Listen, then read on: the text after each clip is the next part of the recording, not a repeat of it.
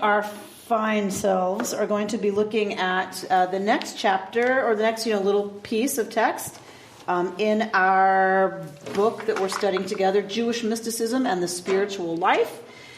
These classic texts with contemporary reflections. The one that we're looking at tonight is from the Sfat Emet, who I think we've mentioned before, Rabbi Yehuda Leib, Alter of Ger, otherwise known as the Gerer Rebbe. Rabbis were known, Hasidic masters were known for the towns in which they lived and worked. So he's the Gerer Rebbe.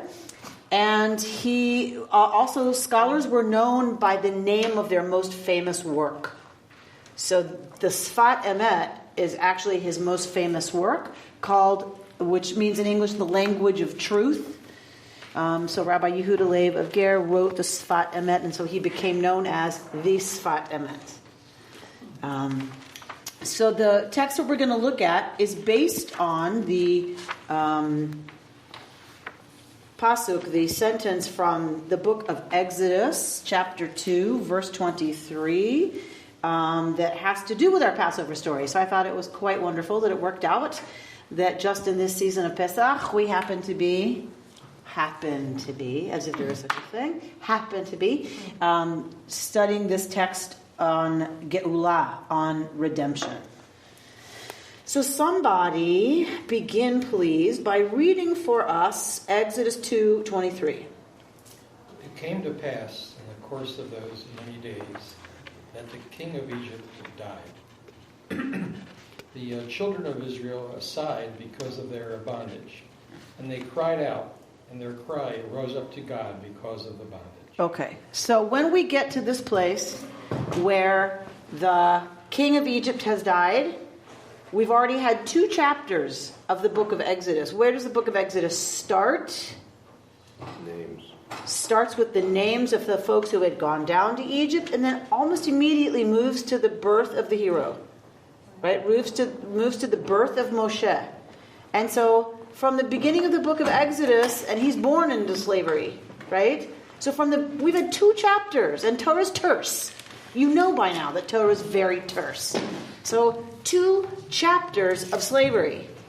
And not until the king of Egypt dies do we get this remark that the children of Israel sighed because of their bondage, and they cried out, and their cry rose up to God. Where is the Midrashic tradition going to start? What is the first question the rabbis are going to ask about this pasuk, about this sentence?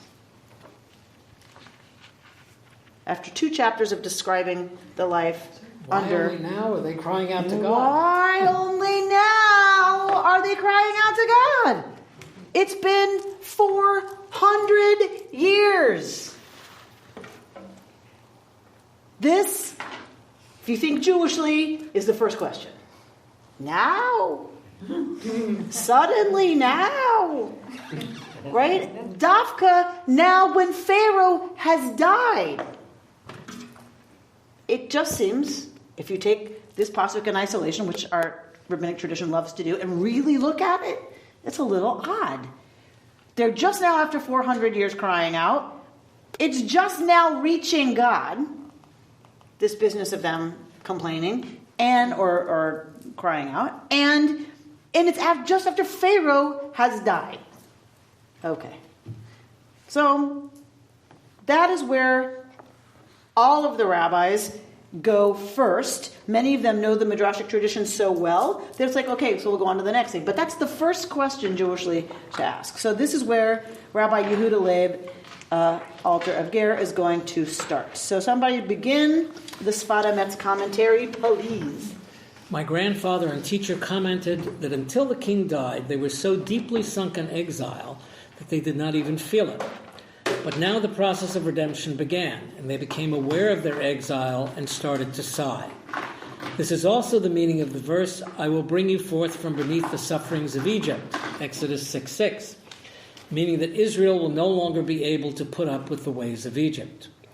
Surely there are several rungs in each exile. He brings forth the prisoners, he delivers the humble, he helps the poor. These are 3 different aspects of redemption from exile. Okay, let's stop there. Whoa. Maria's like, wait. All right, so the Sfat is quoting his grandfather, who was a great teacher, a great, great master himself. Bless you. And the grandfather, bless you, has a teaching on this pasuk, that until the king died, they were so deeply sunk in exile that they didn't even feel it. What's the it?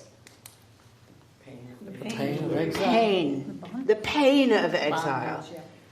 That they were in bondage. Now, exile and bondage are not the same thing. They are not the same thing. So, he's referencing the pain of exile. Right? So already there's been a leap from what we assume, which is the pain of bondage, to something else. The pain of something deeper, something bigger. Exile. The state of exile. Because remember, this is redemption. Right? So, but now, the process... So what's the but negating? What does but mean? But now... Negates the past 400 years of not feeling it.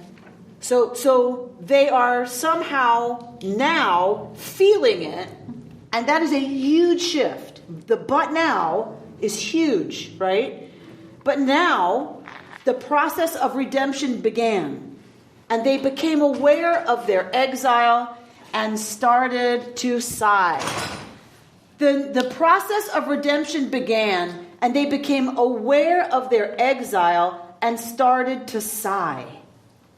So it seems like exile is spiritual, because certainly they knew they were slaves. Didn't take 400 years to figure that out. And they knew they weren't in their original home. Didn't take 400 years to figure that out. So I read this exile as some kind of a spiritual exile that somehow they were not aware of and later became aware of. So if they knew they were enslaved for 400 years, they knew they weren't home in their homeland for 400 years. But let's stop there. They may not have known they were in slavery. You can adapt and become accustomed to what you have to live with. So that certainly is a part of where he's going, right? Is there is a way one, but what's the thing about the frog? You put a frog in water, and the slower you turn up the heat, like the frog will boil. So that there is a sense of you become accustomed and somehow immune and somehow unaware of your situation, to the extent that you could say there's a difference, I think, of not knowing something and not being aware of the pain of it. So they'd known they're in bondage, like as just, okay, let's just put that as knowledge, because they know they have to report to the mines or to, like the... Because that's all they knew. Because that's all they knew, so they at least knew that. They know they're not in some place where their ancestors came from. Okay, they knew that. What they didn't seem to really know, though, was that they were in exile. What's the difference? What's the difference between exile and slavery and not being in your native homeland? That's it. You're not being in your native homeland. So, but it seems that that's something they already kind of knew, but now they know they're in exile. I think that goes to Bert's point, that they became a level of consciousness. It's an exile from all dimensions of yourself. There's dimensions. I look at it spiritual. Being sentient. I agree. Yeah, they're not an exile. This is not an exile from where they lived, but if you want, an exile from God or connection with God. So there's something about galut, right? That's not these other things, right? It's got a level to it, clearly, that is something else. So there's definitely a spiritual level to it. I'm not sure that I want to go so far as to say it's only a spiritual exile. I think it's one thing to understand that you just happen to be a slave because you were born, African American in this country at a certain horrible time in our history, and you don't live in Africa where your ancestors came from. I mean, I'm just trying to use our closest paradigm for that. It's something else to be in exile from Africa, isn't it? I think a slave always has the escape of their dreams, and exile there's a barrier between oneself and those dreams. Okay, so exile somehow means some barrier about possibility. A slave can get there is in in place. dreams. An exile can't get there. Separated from your true self. I think all of that, this is going to be true. I think there's something about exile that is purposeful, that you have been banished, that you have been sent, that where is home? It's not here. Exile means home is somewhere else. That is a hugely different understanding of I'm not living in the land of my ancestors. Right? It's one thing to say I don't live in the land of my ancestors, I live in America. That's one thing. To say I'm in exile from the land of my ancestors means someplace else is where I really locate my fully redeemed self. Because what happens is they are exiled even from within Egypt. They are separated, made slaves, and treated at that level. The lowest level. Amy, you know what it reminds me of? These kids who get kidnapped and then they have the opportunity to escape a few years later. They're so internally imprisoned, really from their self and their own freedom, that they don't take the opportunity to go away. But then if their awareness occurs, then they can. And I think that goes to the point about they've relocated where home is. Because they've had to. I mean, do you know what I mean? It's like to survive the daily atrocity of their situation, psychologically to protect ourselves, this becomes home. Because if I continue to locate real me, real life, real everything, home somewhere else, what does that mean about where I am? Well, we're going to see what it means about where I am. All right, so... Well, I just want to say the word sigh is just so light. It just seems like if they had any realization of what they were enduring, there would be a lot more going on than just sighing. Well, they sighed first. Started. Then what happens? Well, the Jewish They cry. They cry out. Atza'aka. Yeah. Atza'aka is much different than, right, the first word that we see. Is it possible that all this is triggered because if the king dies, there's hope? Ha ha ha ha ha. Well, yeah. Stay tuned.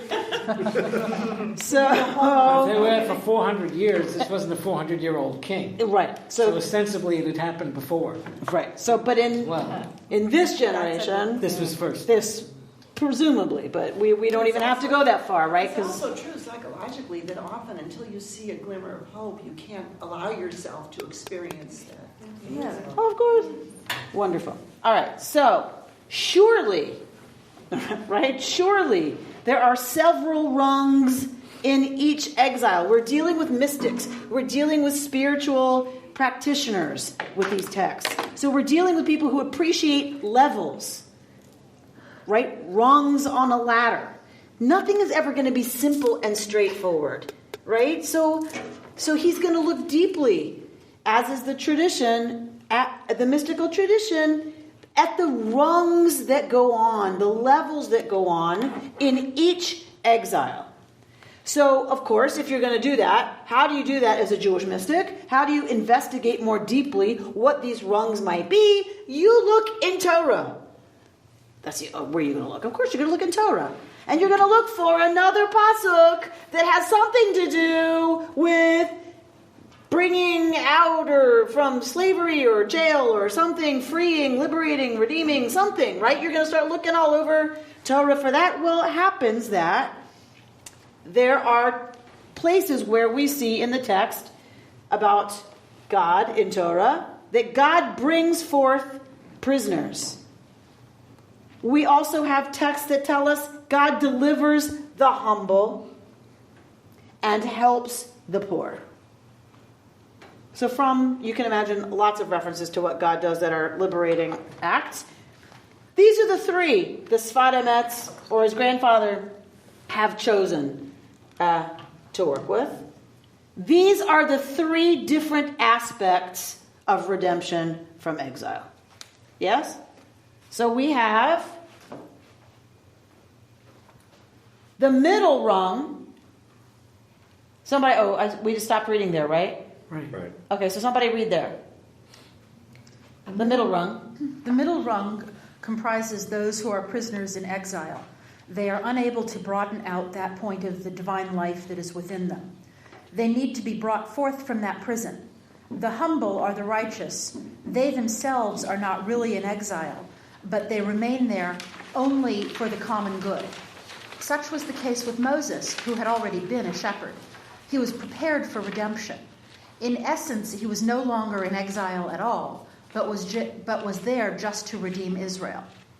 The same was true of the light in those 70 souls who came into Egypt. They were there just to make for redemption.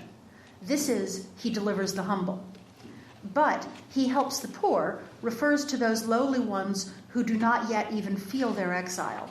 They are in need of the greatest salvation. This is the beginning of redemption. I will bring you forth from beneath the sufferings of Egypt. This is why there are 4 terms for redemption mentioned in the Torah. There are those 3, and the 4th is, I will take you as my people. This is the purpose of redemption, the uplifting that was the reason for the entire exile. Something like this is true of every exile, but more than that, all these rungs seem to exist in every person as well. Every Jew has some inner place in which he is a free person. This is especially true since we have already come out of Egypt. Now there is surely something free in every Jew. This helps the person to prepare for redemption. That which is true of the people as a whole is true of each individual person as well.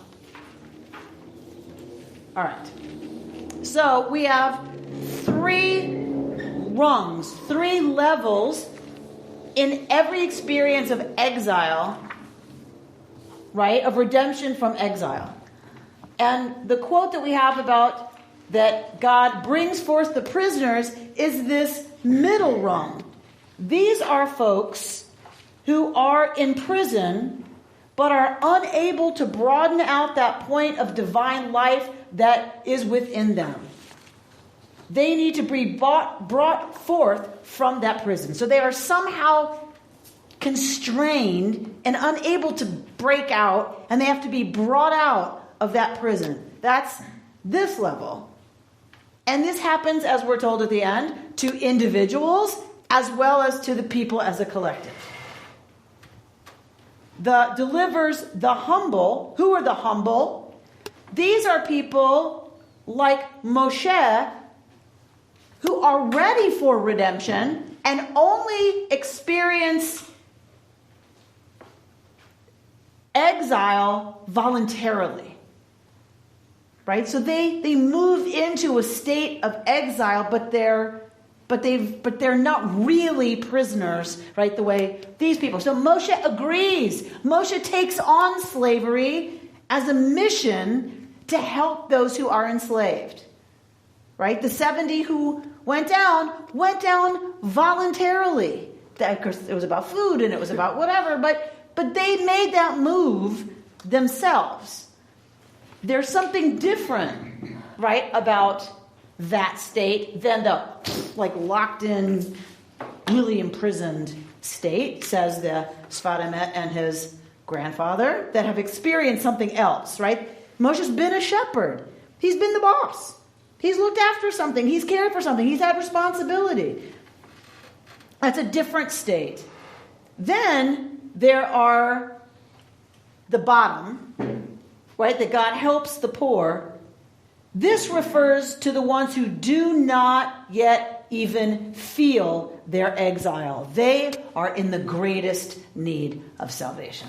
The ones who we've mentioned, right, in so many different ways, who have bought into somehow have become immune to, who no longer feel, who no longer even experience that they're prisoners, that they're in exile. They don't feel it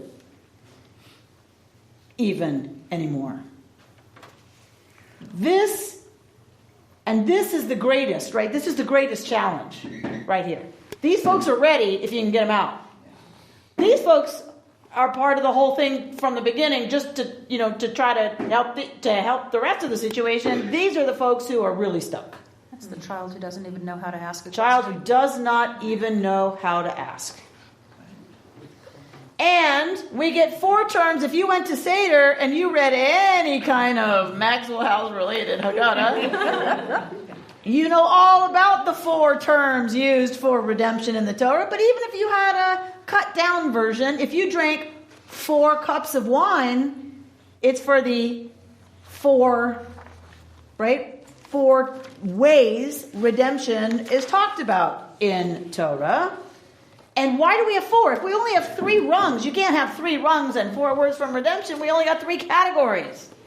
Well, that can't be, right? So there are 3 categories, but the 4th business about redemption is the whole point of the thing, so that I can take you as my people. This, for me, is always the Jewish corrective to our American societal value that we are free, only free from, not free to. We are free to serve God, says our tradition. Yes? We are not just free from slavery or freed from Egypt. We are free to become Yud-Hey, Vav-Hey's people. That's the point of the redemption from slavery. That's the point of the liberation from Egypt, is so I can take you as my people, so that we can have a relationship, so that you're free to act on that relationship. Because when you're slaves, you don't get to choose how you live. But when you're no longer a slave, you can choose to live into this new covenant that we're establishing together about norms of behavior and ways of being in the world. And that is the whole point. That's the meaning of freedom. All right? Something like this is true of every exile. But more than that, each one of these is present in each person as well. Every Jew has some inner place in which he is a free person. She is a free human being. This is especially true since we have already come out of Egypt. Now there is surely something free in every Jew. This helps the person to prepare for redemption. That which is true of the people as a whole is true of each individual person as well. So, for me, a nice meditation, see where we might be going on Friday? A nice meditation might be, so where is the part of me, as I look inward, that is already free? And where is the part of me that kind of voluntarily has gone into some kind of stuck places, thinking this would be a way to fill in the blank? Which part of me is truly stuck? Right? Where am I truly, truly stuck? And where have I even forgotten that there is another option? But that humble person, or the humble part of us, is where the spark is, right? So... there has to be a spark. There can't be a fire. Right. So, the way I read it, we can read it some more. The way I read it was that the part of me that's free is the part of me that provides that spark, that energy, right? That's going to move me towards redemption. Could that be the soul?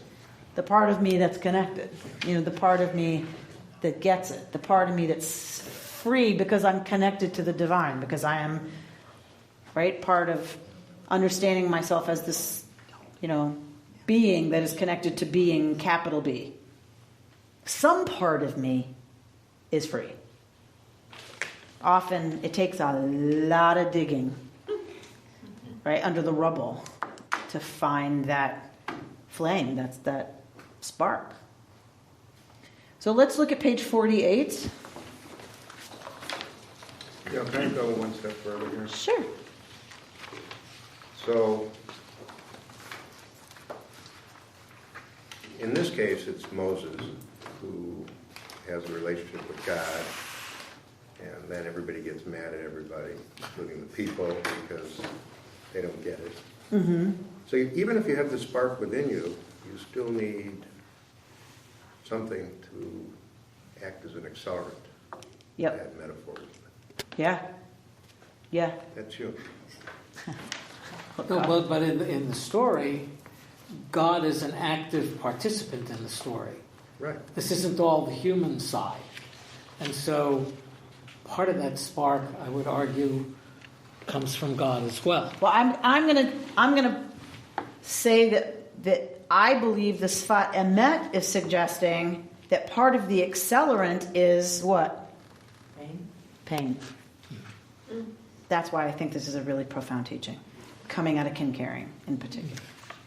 Pain is the accelerant. So, I mean, I'm just floating that. You'll see if we think that's true by the end of our study. But I think that's part of the power of this Why teaching. not hope? And the one can't do much without the other. All right, so let's look at 48. Someone read at the paragraph the rabbi suggests. The rabbi suggests that the people's silence under oppression has reflected not only endurance of what has become long-standing trouble, Tsa'ar. but even acceptance. They take no initiative. The midrashic phrase is literally, there were no good deeds in their hands, to counter the regimen imposed on them. Nor can they even envision a moral universe in which the term Ma'asim tovim. good deeds could have meaning. Go on. In the midrashic imagination, what jolts them from passivity is the torturer's extremity. When they experience themselves as in their death throes, they call out in a way that arouses God. Yet the emphasis remains on powers external to the people. God is the only subject of a powerful series of verbs that lead from perception to understanding to intimate knowledge and experience. Vayadea Elohim. Exodus 2:25, the basis of God's saving act. All right, so Vayeda Elohim is about, right, this movement of God kind of hears the cry, acknowledges the suffering, and then moves to and knows the people's pain. So remember, whenever we use Yud Daled Ayin, that word for knowing, we mean intimate knowing. And so from just God kind of hearing the cry to God knowing the people's suffering is a movement. And in the midrashic imagination, it takes great pain. And it's it's at the top of your page 48. It's one of the horrifying ways the rabbis imagine that pain coming into focus, right? It being so bad. If you've read history at all, I think of, armies that throw up infants and bayonet. I mean, it's that kind of, there's a tipping point when the cruelty becomes so extreme and the people's pain so unbearable and excruciating, there's a tipping point and something happens. And when that happens, they experience themselves, like as a people, existentially and maybe even individually, right, as in their death throes. It's that bad. It has become that horrifying, that intolerable, that some movement happens, right? Something shifts. So even in that, the rabbis, our commentator Judith Cates is saying it's still located outside of them. It's some outside force, some outside power. They're calling out to something outside of them, right? It's still located out there. All right, so go to the Sfat Emet, that paragraph.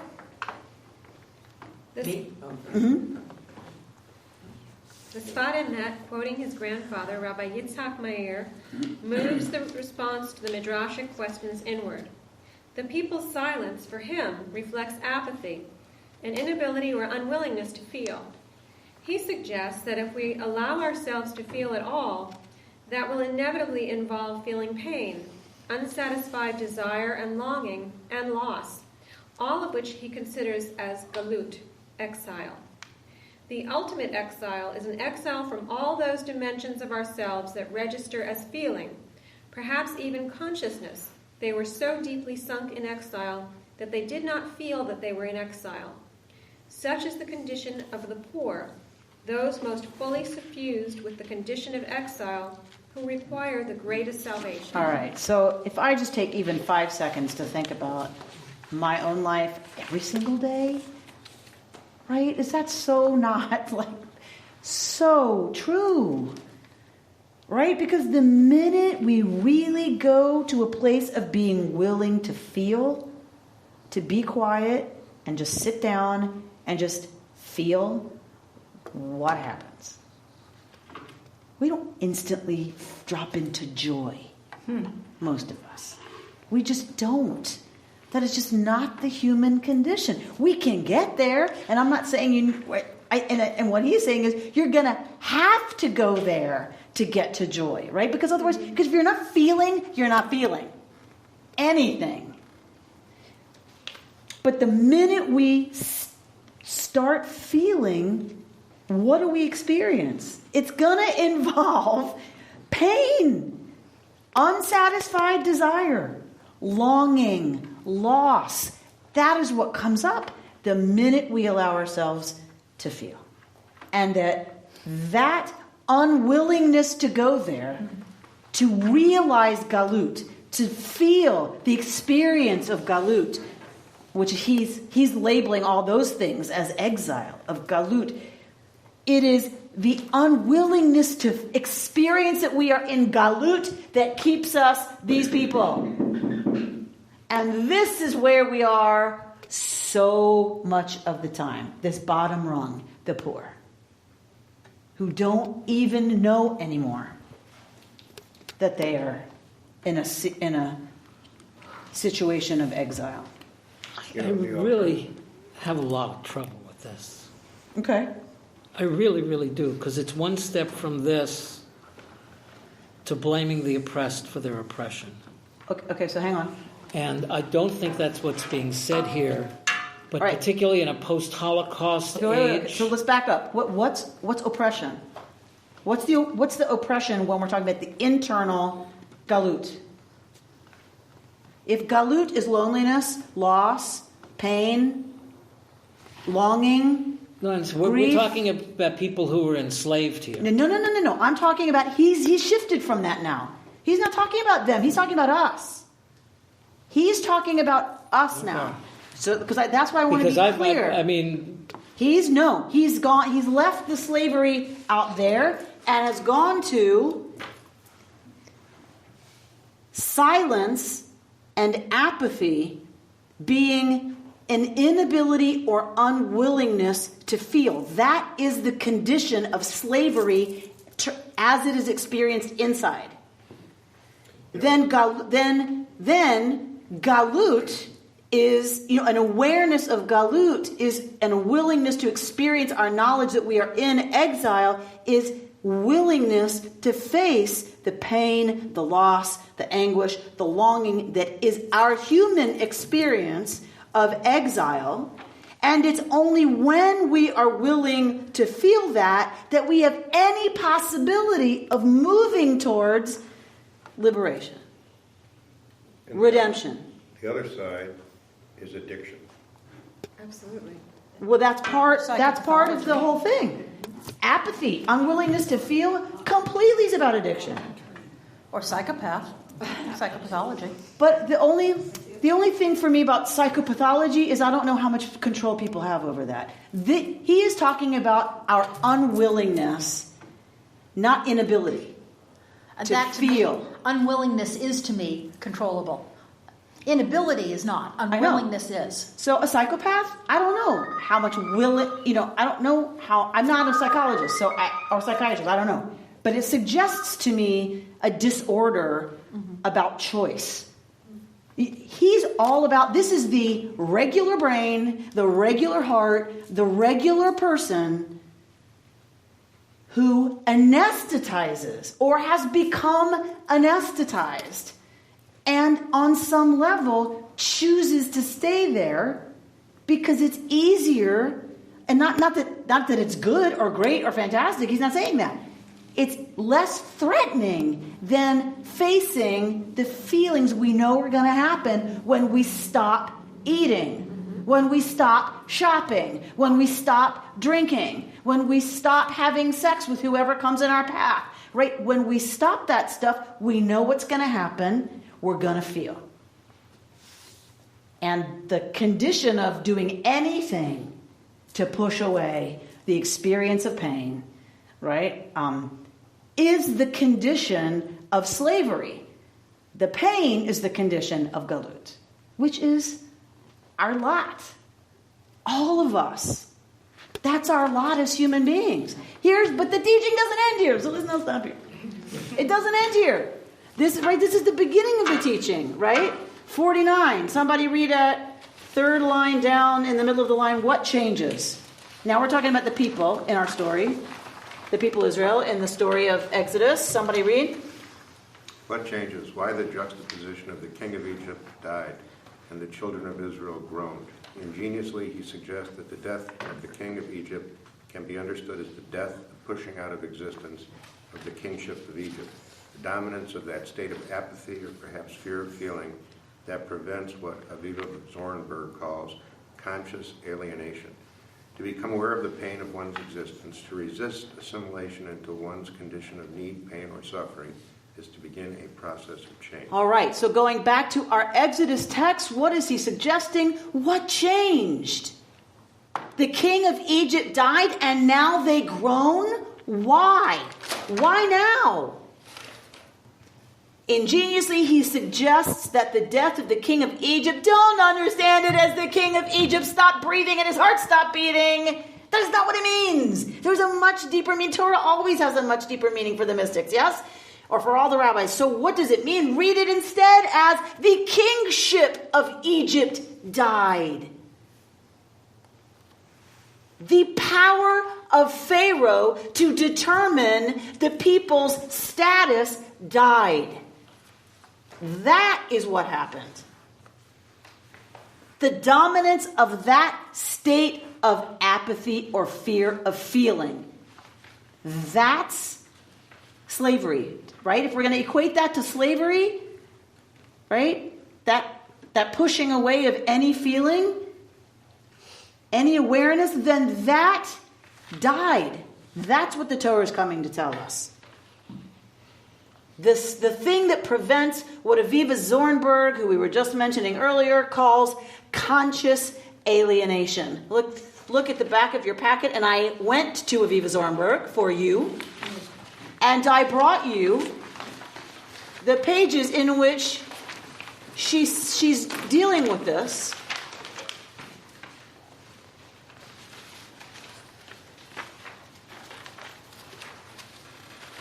In the middle of that page 33, the final point of the process is, quote, their shriek for help from the bondage rose up to God. End quote. That is, the cry is transmuted into a prayer. Out of the brutalized silence rises the cry, which is one of the essential links in the story of redemption. It is not only their willing to experience, but their agony in that pain that releases the cry that will trigger redemption. So is it possible to have redemption without pain, or does redemption only come through pain? So this, I think, is a very good question.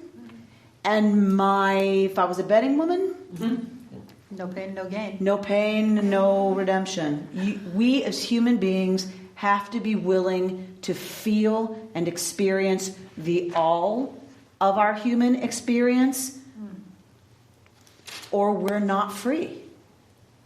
We must be willing to hold the all of it before we can move through it. Otherwise, we're stuffing it. There is no way to recover or heal. Any good grief work person will tell you, you can't. Time does not heal any wounds. Grief work heals wounds, right? So distance helps, yes, but it doesn't heal. Grief is healed through experiencing grief. And until one does that, if one cuts it off or denies it or pushes it away or stuffs it or diverts it in any way, one isn't free of it. You can lug it around behind you. I'm not saying you can't go forward. But you've got Samsonite behind you, with cement blocks in it. Have you seen people walking around like that? They're moving.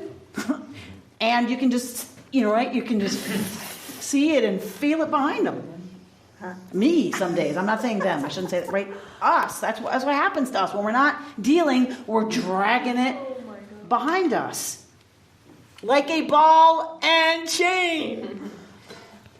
But actually what happens here is that the pain creates the breakthrough. In other words, yes, absolutely. At some point you can't stuff it. Turn over to page 34 and read then. You just earned the prize. You get to read starting at here, the sense. Here the sense of anguish is God's gift, the beginning of redemption. Dulled, acquiescent, walled up in their clogged senses, Israelites are unredeemable. Another way of saying this is to say that God does not want to save them. God and the human mirror each other. When God does not want to save, when God does want to save, this is experienced by the human being as a most intimate pain of lack that organizes the diffuse sensations into the coherence of a cry, the human rage that shakes the dulled world into a divine power within the human being. Is a divine power within the human being. The pain of not having emerges in a cry. This is the moment of transformation when the people become redeemable. Then God knows. God can't know, paradoxically, until the people experience the pain and cry out of that pain, right? It's not just a static, just feel the pain.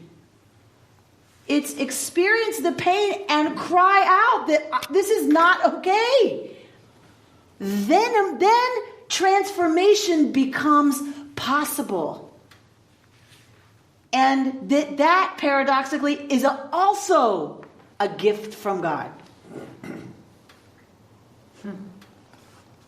Not the pain, right? We're not certain sects, right, in this world who would go there. That's not us.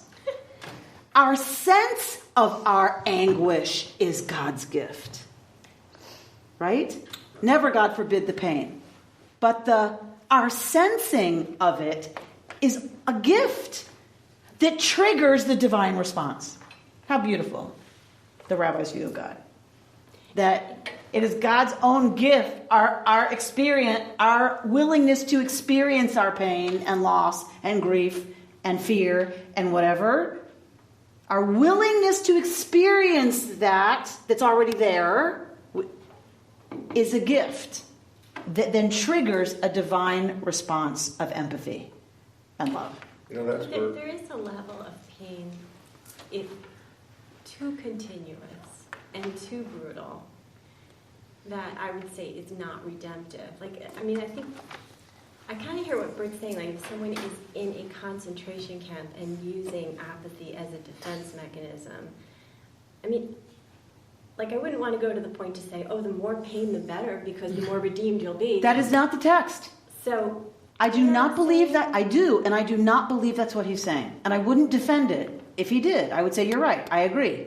Let's move on. You need to have I don't think it's what he's saying. I think what he's saying is apathy.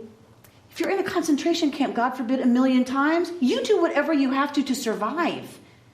Period. And in that case, pain is not redemptive. Not in that moment, because there's no possibility of transformation. It becomes redemptive only when there is a possibility of transforming it. If the abuse is going to continue, you can't feel that. You can't do anything about that until you're out of the perpetrator's control. Yes, when he died and then they felt hope. There is your answer. When Hitler was defeated, when Pharaoh died, that's when it can happen. Not until then. And it's not supposed to be perpetual. God forbid. That would be horrifying, Yes. right? Specifically to the Hasidic masters that were all about ecstasy.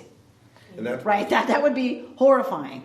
But you can't get to the other side of that trauma until you've dealt with the feelings after Pharaoh has died.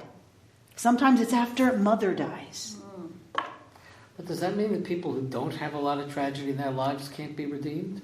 No, but there's not one human being on this planet that doesn't know pain. I don't know. But there are degrees of it. Of course. So Yeah, but lucky the person whose only degree of pain is not so bad, No, but for right? these people, for those of us who get locked down, that goes back to that initial spark that exists in all of us. There comes a tipping point where the pain, which is sort of a gift from God, back to Zornberg, The experiencing of the it, ability to experience it. you can't block it anymore. That's right. Well, it's like kind of like the pain of modern life, I think, is always there. It's always underneath. And we have like various neuroses that help us to deal with it, you know, and it's the people that never go to therapy that are like, it's that story. I mean, if you think about a lot of things in life, it's terrifying if you really sit with it and think about it, but you figure out ways to get over it. But isn't But this you know, about... you have to, in certain things in your life, interpersonal things that are happening in relationships, you really have to sit with that to go through it. Yes. You can't just have half a sleeve of chocolate chip cookies. That's not going to get it. I hate to As say, much as Linda, I would yes, love to you're believe right. that's I true. hate to admit that, yes, you're right. Half a sleeve of cookies is not going to be transformative. Or whatever. It may That's your transport you, personal it won't choice. transform you. Well, a little Because then you'll That's just the be fat and unhappy. That's the addiction. Right? Keeps you imprisoned. Yes. That's right. Well, That's This right. is about a relationship with a higher power. The power, the ability to cause change, cause you to change. Yes. I mean, if you go where you're saying, Linda, then you're just tripping out on whatever blocks you. Right. If you go to the cookies, it's... It's an addiction.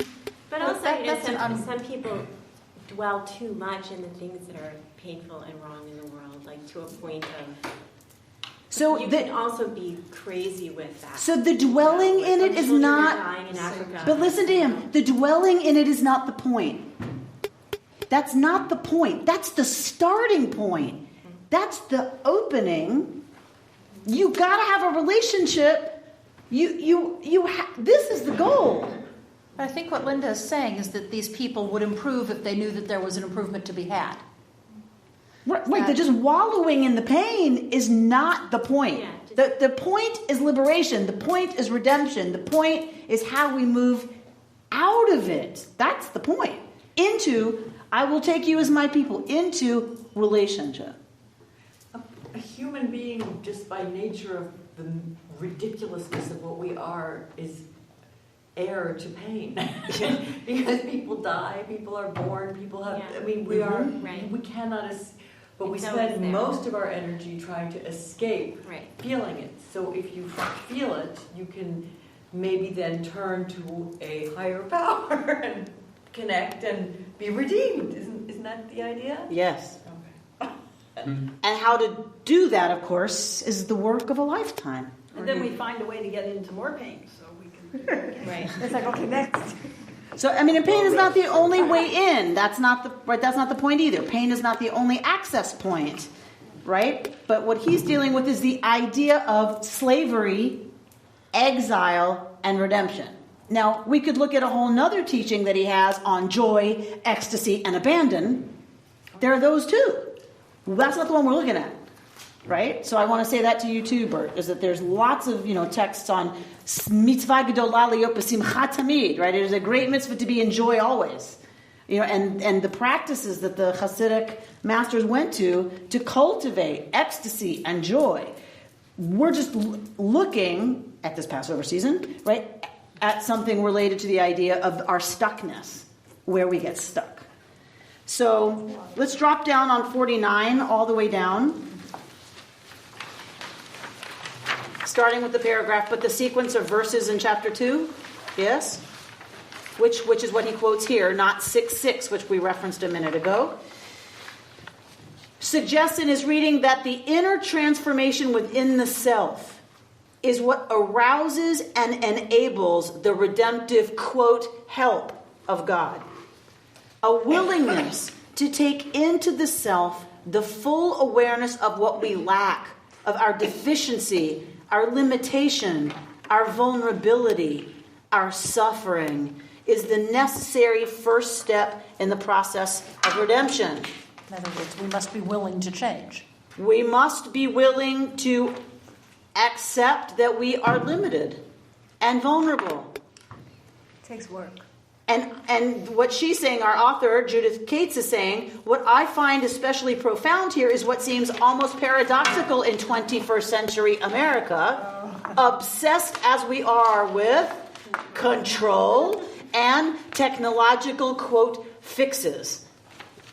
The Sfat Emet's formulation is that genuine absorption of our fundamental condition of being in need, unable to control the world or to fix it in accordance with our desires, in other words, our groaning, is in itself ktsat geula. Not simply the beginning of the process, but a small redemptive movement in itself. As obsessed as we are with control and technological fixes. I would say also happiness. What are there like 25 bestsellers about how to be happy? And I don't mean to sound like such a dismal person, but it's like you're supposed to be happy all the time. It's like that is the natural state, is to try to always be happy. And it seems like such a bad deal to me to always be trying to be happy, because I feel like happiness is something that just kind of comes to you. It's not. We want to be miserable. There's a flip side of that, and that is people always trying to be unhappy and in pain, yeah. which is the other side of it. Yeah. So the pity party. The obsession with control either way, right, either direction, is what we are stuck in, is what Judith Cates is saying. In 21st century America, we have this myth and illusion of control that is really unhelpful. Since, P.S., I hate to be the one to put the needle in your bubble, we are not in control.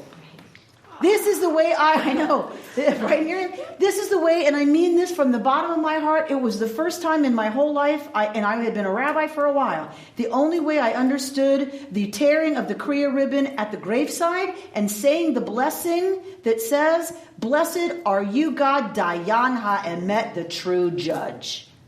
What are you talking about? I'm going to ask people to say that at the graveside? I don't think so.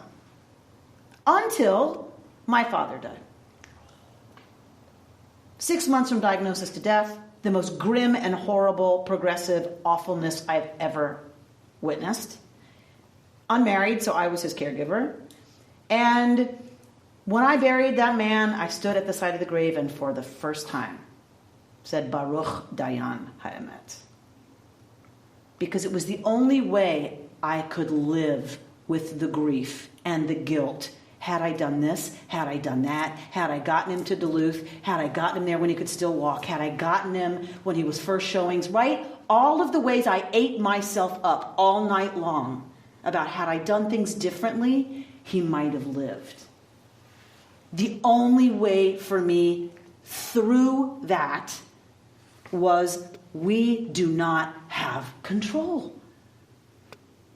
It was the first time I got it that that's actually a spiritual relief. is that we don't control everything. It's bigger than we are. We're human. We're frail. We're creatures of this planet. We get sick. People die. We're going to die. Right? It's not all in our control. And I think we work ourselves into this twist, always thinking that if we just do something differently or read another article or take another supplement, right? I buried a 47-year-old woman. We had her memorial service here yesterday. Left an 8-year-old and a 4-year-old. And there was the suggestion of early childhood trauma held onto is what caused that pancreatic cancer. Why would someone go there? I'll tell you why. Because we think we have control. And it's easier to think, had I done something else, I wouldn't have had this. It's easier to think that than we are creatures and we are fragile and it just happens. But when we can just own the terror that causes and allow ourselves to understand that we do not have control, it's the beginning of liberation. It's the beginning of redemption. He tells us, Judith Cates writes, that this applies to us both collectively and individually. I hear in this an essential teaching about what makes it possible for us to imagine a different, better condition and to undertake what is even more difficult, actually desiring to change, to overcome the fear of change. His insight that it is possible to be so settled into inner exile as not to feel it as exile resonates on every level of our existence, from personal relationships to national and international politics. Right? To say, it doesn't have to be this way. This is, in fact, galut. This is exile. This is not a state we want to stay in, a status we want to stay in. What would that do if we nationally and internationally owned that we are in a state of galut? What would that mean?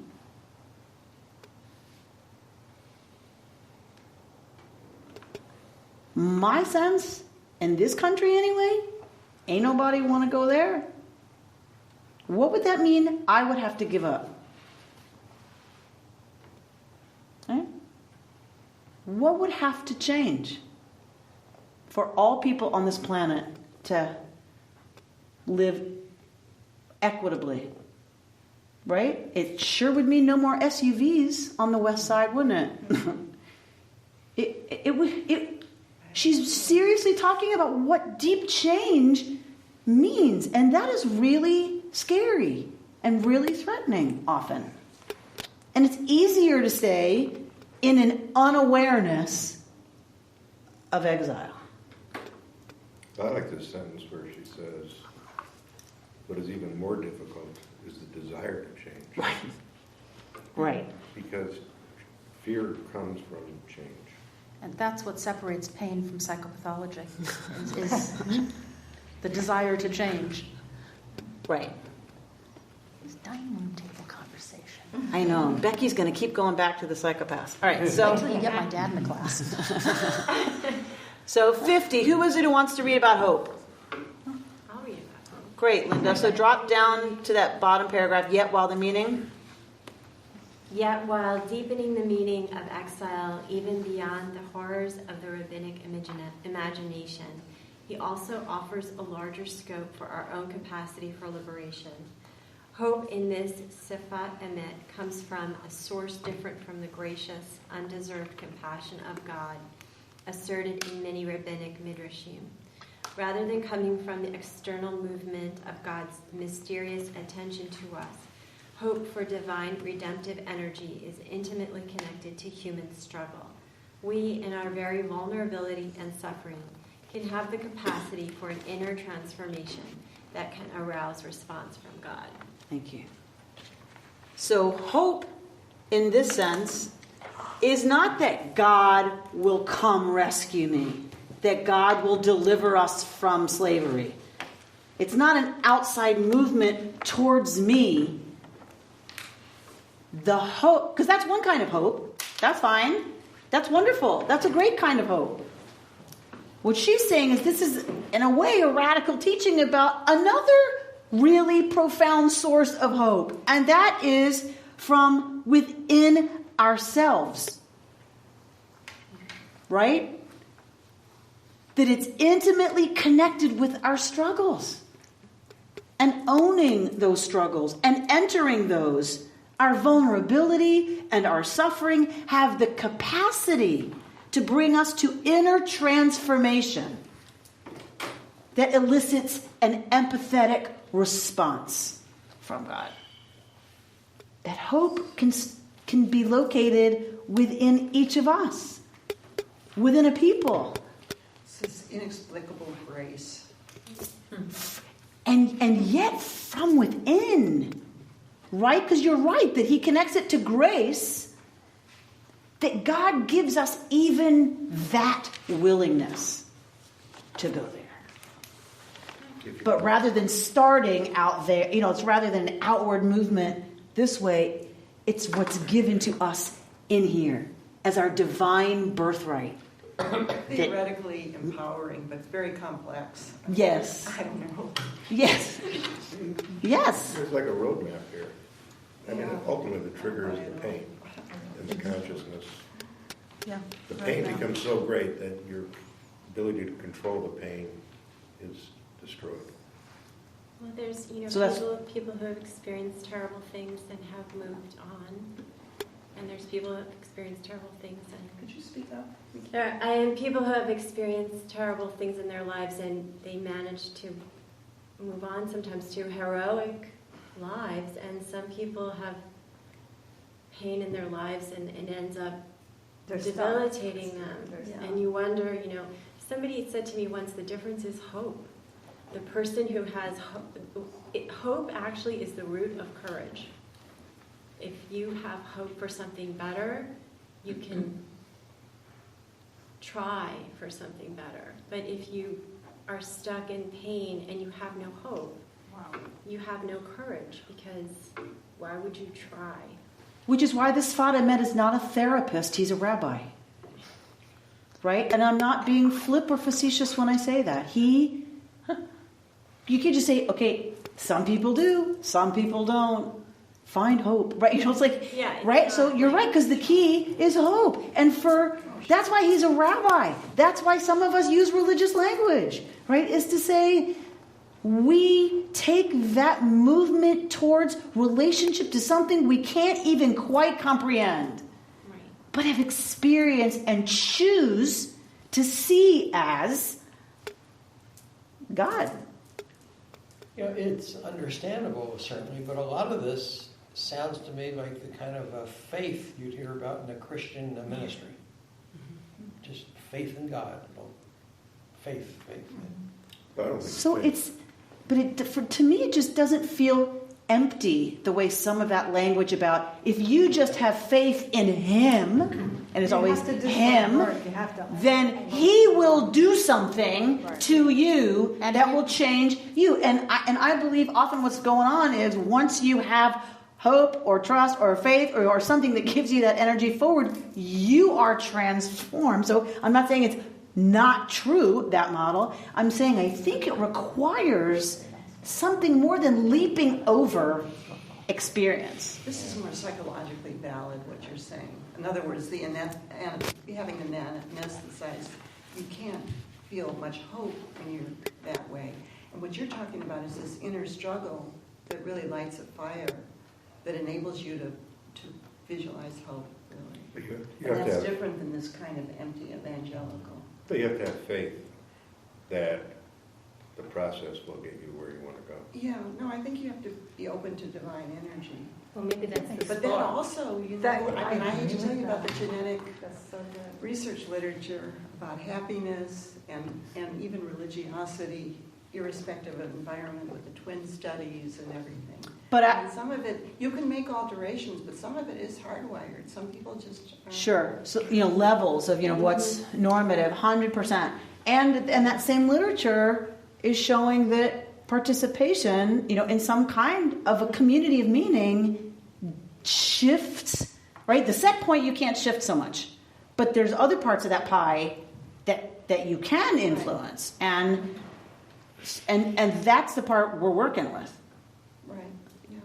I just know that, like, my hardest times in life have always been my most productive, results at the end of that. And I just feel like that's when the spark comes into play, is when you just hit the bottom of whatever. That's when you get redeemed. And it's work.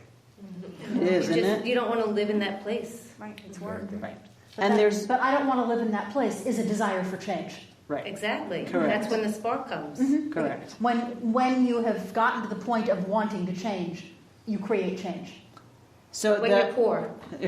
Right. So Yetziat Mitzrayim, right? This is when the rabbis read that famous midrash. Don't read Mitzrayim, Egypt, because the Torah has no vowels.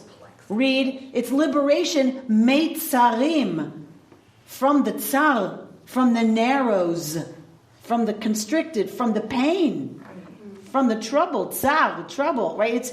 The point is to be liberated by moving through that water to the other side. That's the hardest thing when you love someone who's going through, I have alcoholics in my family, and I remember my sister saying to me about my brother-in-law that she read something in Alcoholics Anonymous or something, that you never want to steal someone's bottom. Bottom? You don't want to steal someone's bottom, their rock bottom. And it's such a horrifying thought to think, you could really love someone, but if you keep doing that for them, then they never get to the point where they want to change. And I just thought about that it's such a frightening, horrifying thing when you love someone who's an addict or who keeps going to a place that's self-destructive, and what's the boundary of helping them versus letting them go through what they have to go through. Or you're a parent. Yeah, well, how do you let your child how much hurt? adversity do you protect them from? Right, right. When is it enabling? When is it protecting? When is it advocating? When is it taking away their own learning to be resilient? This is a complicated mess of a thing. This human journey. And we're raising these children who, they go to college and they don't know how to tie their shoes. Because they've had so much help, mine included. But I mean, when Bert said, well, does someone need pain in order to grow? I think you need some adversity. Well, but again, this is not, I want to keep coming back to this, and I don't mean to hammer it, but I want to be clear that the Sfat Emet is not suggesting it is the pain that's good or the pain that's redemptive. It's the awareness. It's feeling the pain that's already there. Not we should have some because then we grow. I mean, I don't know what he would say about that, but that's not what he's talking about here. It's inevitable. It's inevitable. It's existential. Freezes It just is. The minute you come into this world, the minute you're a soul embodied in person clothing, there is loss, there is pain, there is fear, there's anxiety, there's stress, there's a lack of control, there's vulnerability, right? There's all of that. It just is. He's not making a judgment about it should be or it shouldn't be. It's good or it's bad. It is. What's not helpful is when we push away from it so hard that we lock ourselves in prison. Right? That we become anesthetized to galut. Because if you're not aware you're in galut, there's no possibility for redemption and for liberation and for coming home. And for us as a people, that's the whole business, is about coming out of exile and coming home. So for us, what we're about in this building, hopefully, right, is about providing exactly those kinds of contexts of meaning and hope and, all of that, and doing it together in a way that helps every single one of us feel like, we have one more ounce of courage and desire and willingness to do what it's going to take.